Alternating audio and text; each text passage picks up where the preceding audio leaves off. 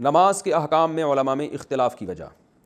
حدیث میں ہے کہ آپ صلی اللہ علیہ وسلم نے فرمایا اس طرح نماز پڑھو جیسے میں پڑھتا ہوں۔ بعض علماء کہتے ہیں کہ تکبیر تحریمہ کے وقت کانوں تک ہاتھ اٹھائیں، بعض کہتے ہیں کہ کندھوں تک اٹھائیں، بعض کہتے ہیں رفع الیدین کرو، بعض کہتے ہیں نہیں کرو۔ تو کیا آپ صلی اللہ علیہ وسلم نے مختلف طریقوں سے نماز پڑھی ہے؟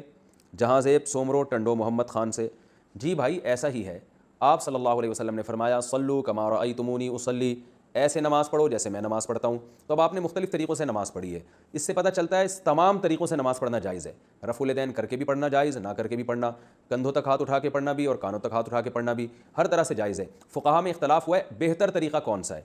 تو اب بعض فقہا نے کہا کہ نبی نے رفع الیدین، جو زیادہ تر حدیثیں رفع الیدین والی ملتی ہیں تو اس لیے کرنا افضل ہے۔ بعض فقہا نے کہا کہ بھائی کرنے کی حدیثیں اس لیے زیادہ ملتی ہیں کہ کرنے کو ہائی لائٹ کیا جاتا ہے، کسی کام کے نہ کرنے کو ہائی لائٹ نہیں کیا جاتا، تو لہذا وہ یہ کہتے ہیں کہ چونکہ اکثر صحابہ رفع الیدین نہیں کرتے تھے، جیسے کہ ترمذی کی امام ترمذی جو امام بخاری کے شاگرد ہیں انہوں نے اس کی تصریح کی ہے، وہ بھی یقول غیر واحد من اہل العلم من اصحاب النبی صلی اللہ علیہ وسلم، رفع الیدین نہ کرنا بہت سارے صحابہ کا مذہب ہے، بہت سارے صحابہ کا قول ہے۔ اور جب رفع الیدین کرنے کا ذکر آیا تو انہوں نے کہا بعض صحابہ کا قول ہے جن کے نام بھی بتائے۔ تو اس بیس پہ امام حنیفہ نے کہا کہ نہ کرنا افضل ہے، کیونکہ نبی نے زیادہ تر نماز بغیر رفع الیدین کے پڑھی ہے اور آخری عمر میں آپ نے نماز بغیر رفع الیدین کے پڑھی ہے، یہ ان کی رائے ہے۔ تو ہر ایک کے اپنے اپنے دلائل ہوتے ہیں، تو اس لیے کسی ایک کو بھی اس میں ملامت کرنا جائز نہیں ہے۔ سب کا مقصد نبی کی سنت کو فالو کرنا ہے، جس نے جس طریقے کو افضل سمجھا اس طریقے کو فالو کیا۔ ایک عرب عالم ہیں سلیمان العودہ، اب تو پتہ نہیں شاید انتقال ہو گیا، بڑے پیارے عالم، وہ انہوں نے ایک بڑی پیاری بات کہی۔ وہ مسئلہ بیان کر رہے تھے کہ نماز میں ہاتھ باندھنا کہاں افضل ہے، تو وہ چونکہ حنبلی ہیں تو انہوں نے بتایا کہ ناف کے اوپر اس طرف ہاتھ باندھنا افضل ہے، اور بعض کی رائے بیان کی کہ وہ کہتے ہیں سینے پہ ہاتھ باندھنا افضل ہے، بعض کو احناف کا مسلک بیان کیا کہ ادھر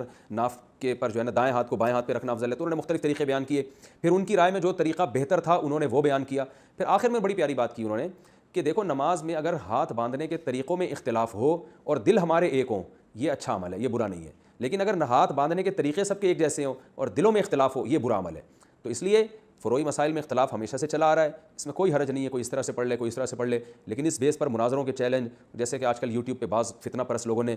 جو رفع الیدین کو لے کے بیٹھے تو نہ کرنے والوں کو کہا کہ یہ حدیث کو نہیں مانتے، اور جو نہ کرنے والے وہ رفع الیدین کرنے والوں کو کہہ رہے ہیں کہ یہ جو ہے نا وہ جو ہے متشدد ہیں یا یہ کہ یہ حدیث کو نہیں مانتے۔ تو اس طرح کی کوئی بھی باتیں اگر کوئی کرے گا تو اس کا مطلب وہ امت میں لڑائی پیدا کر رہا ہے، تو یہ بہرحال برا ہے۔ تو صحابہ میں بھی اختلاف تھا، کچھ صحابہ یہاں تک ہاتھ اٹھاتے، کچھ یہاں تک ہاتھ اٹھاتے، کچھ یہاں ہاتھ باندھتے تھوڑا اوپر کر لیتے، کچھ تھوڑا نیچے کر لیتے، تو کچھ رفع الیدین کر لیتے، کچھ نہیں کر لیتے، سب چل رہا ہے مارکیٹ میں۔ تو یہ چیزیں اتنی لفٹ کرانے کی چیزیں نہیں ہیں، اسی وجہ سے ہماری رائے یہ ہے کہ ایک فقہ کو فالو کرے انسان، باقی سب کو صحیح سمجھے۔ جیسے ہم امام حنیفہ کے فقہ کو فالو کرتے ہیں اور شافعی کو، امام احمد بن حنبل کو، امام مالک کو بھی صحیح سمجھتے ہیں، کوئی امام شافعی کے فقہ کو فالو کرتا ہے، تو کرے ایک ہی کو، یہ نہیں کہ آدھا ادھر جا رہا ہے آدھا ادھر جا رہا ہے آدھا ادھر جا رہا ہے آدھا ادھر جا رہا ہے۔ ہماری رائے اس میں اس طریقے پر عمل کرنے سے فساد پیدا ہوتا ہے، تو یہ ہماری رائے ہے، کوئی عمل کر لے ٹھیک ہے، نہیں کرے تو بھی مارکیٹ میں سب چلتا ہے۔ بڑے بڑے ایشو ہیں، شرک، عقیدہ، یہ بڑے بڑے ایشوز ہیں، ان پر انسان کو زیادہ کام کرنا چاہیے۔